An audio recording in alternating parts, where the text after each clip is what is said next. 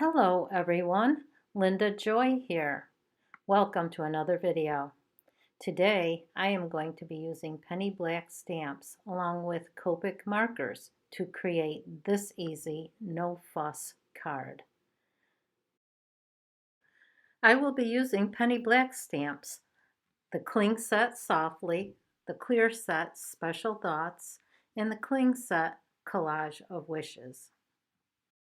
I made this card for the Penny Black Saturday Challenge. The theme this month and always is Anything Goes. The optional element this month is to use black and white and one other color. I kept my card simple with a few elements, just 2 verse panels, and a touch of silver pearl embellishments from Studio Katia. I also made an inside to the card using a stencil. Links to these stamps and products used are listed in the video description box below this video on my YouTube page and also on my blog, paperartscafe.blogspot.com. I'm starting out with some white 110-pound cardstock and placed it in my Misti. This way I can get a clean, clear image. If it doesn't come out the way I want it, I can stamp it again as many times as I need to.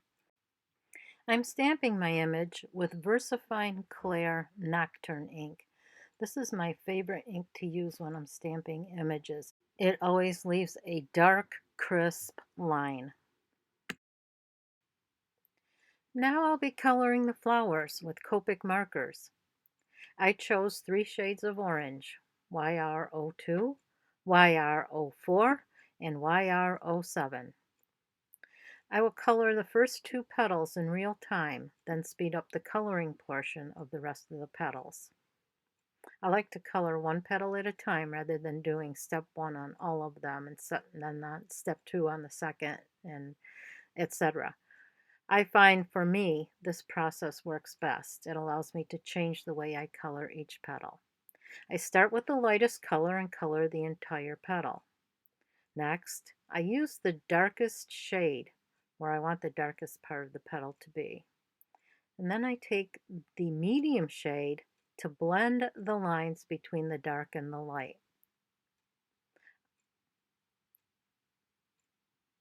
There I am blending the colors together, and now I'm finally adding the light color, blending out from the medium color.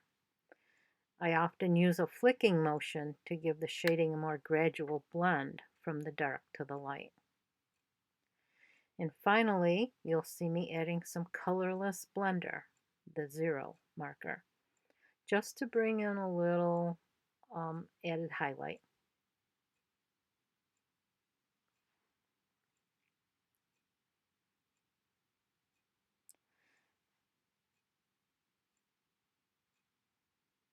Again, I'm going to color the petal. I'm doing this one in real time, coloring the petal with the lightest shade, coloring the entire petal.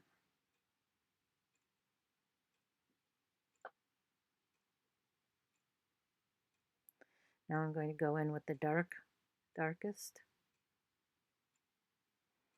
and just giving it some shading along the side where it would be darkest. And then blending that dark into the light with the medium shade. Again, using the flicking motions to give it a more gradual blend to get so you don't have those harsh lines. Then going back again with the lightest shade.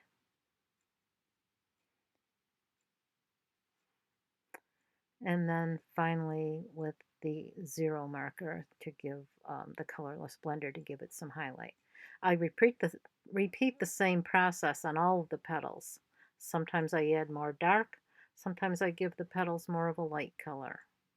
Again, I use a flicking motion to help blend the colors smoothly. Now I will speed up the video for the rest of the petal coloring.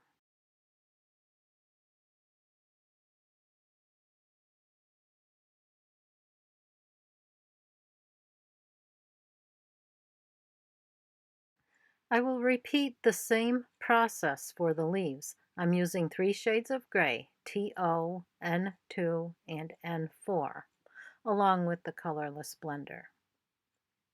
Again, I will color 1 or 2 leaves, then fast forward through the rest.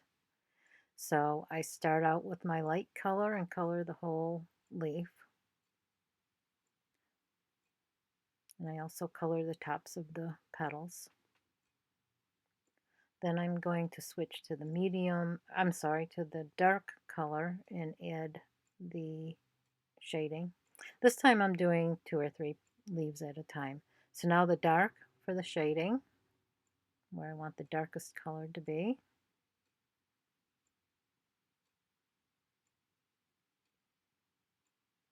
And then I will go in with the medium to transition between the dark and the light.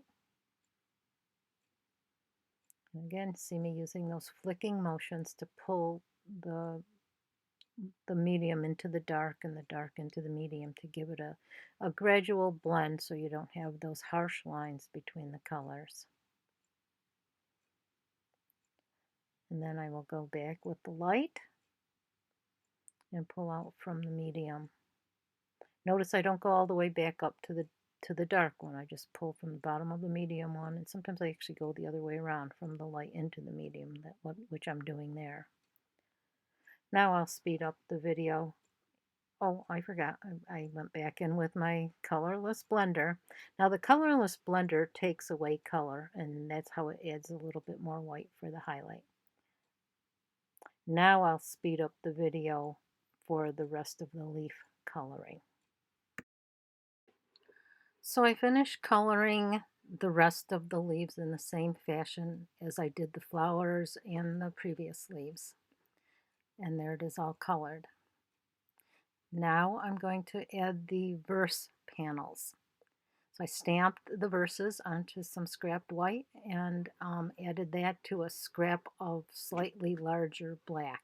I'm going to trim it down so that it fits across the front of my card.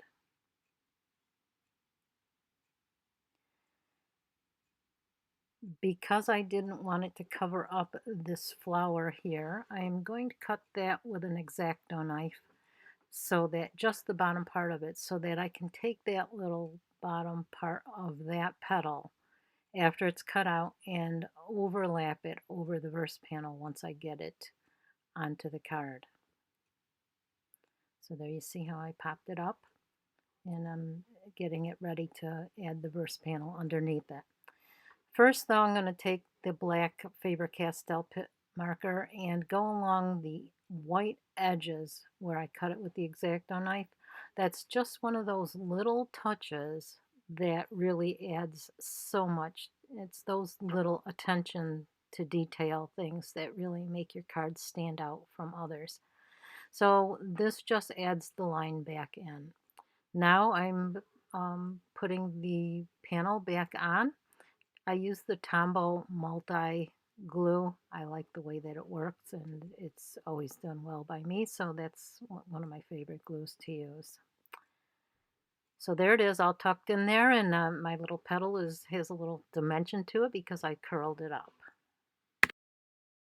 And now for the second part of the verse. The thinking of you is from the collage set, and I am just attaching that with a little bit of foam tape to give it a little bit of extra dimension and to add a little bit more of the black to the card.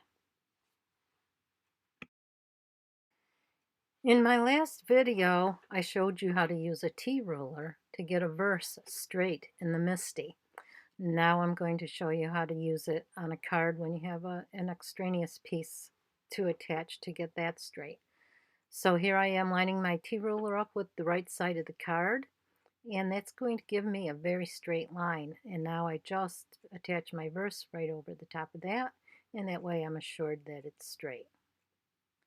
So for the final step of the front of, not the final step, but for this step of the front of the card, I'm just using my Tombow multi-glue again and going to attach the front to a white A2 sized card base.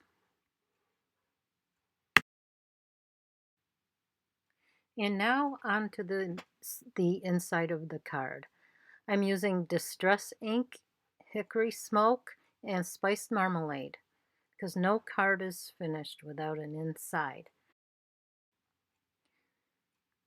I'm using the Promenade stencil from Penny Black, and I'm putting the spiced marmalade through with my little applicator brushes, and just very lightly, just to give it a little bit of something something on the inside.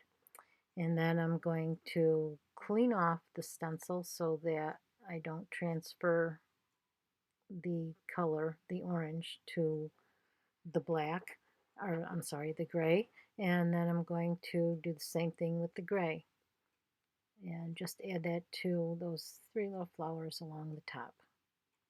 And that will finish off the inside of the card. Oh, I almost forgot the verse.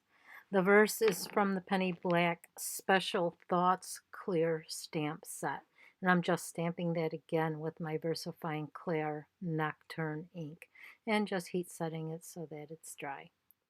And again, the cards, the card that I made for my blog and then the card that I made for this post. And these are the Studio Katia gold and silver pearls that I used on the card. I do love the way they make the card look. They also come in clear and lots of other colors, and the little drops, the clear drops are fabulous, and so are the crystals. But they just add that little touch that just brings it from one dimension to another and just really gives it such a nice finish to your card. Thank you so much for watching my video. I do appreciate the time you take to be here. Please subscribe and hit the bell if you like what you see, and that way you'll be able to see my upcoming videos. Thank you so much, and God bless.